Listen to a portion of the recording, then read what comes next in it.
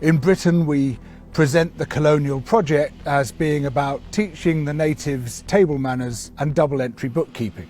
In India, the British manufactured a famine in the 1870s out of nothing. There were food surpluses, massive amounts of food, but the governor, Lord Lytton, insisted that this food be exported wholesale to Britain.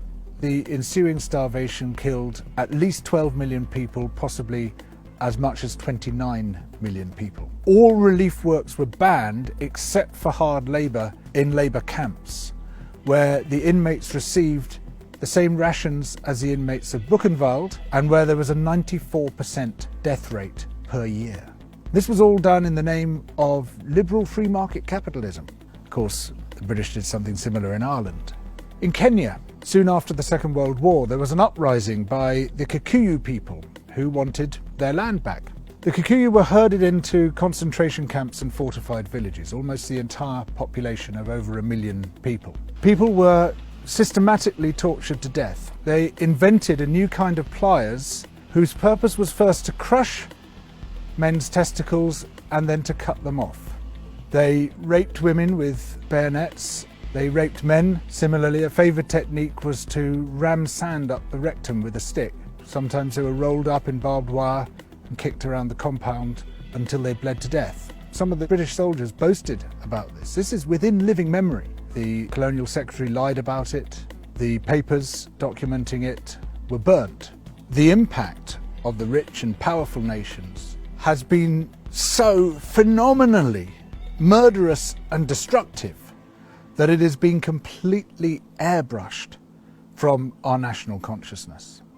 In order to justify the land-grabbing colonial projects, you had to create an ideology. We, the Europeans or the Americans, have come to rescue the rest of the world from its depravity and backwardness.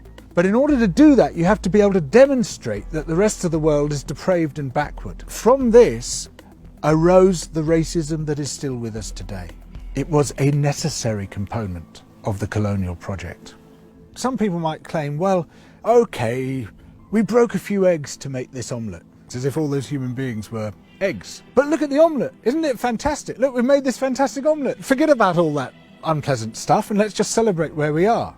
Where we are is a continuation of the project. We commodified people's land and people's labour and turned it into our property. We're also destroying the rest of the living world alongside it. We don't have to be like this. We are the same human beings as anybody else. We're all part of the same big human family. We just have to recognise that, accept that. And of course, within Western countries, there are plenty of brilliant people resisting colonisation, both internal colonisation within our own countries and external colonisation of other people's countries. These are the voices which must come to the fore, those who emphasise altruism and kindness and generosity and empathy for others, those who recognise that skin colour and any other difference of language, of religion, of background is completely irrelevant by comparison to what we share, which is our humanity.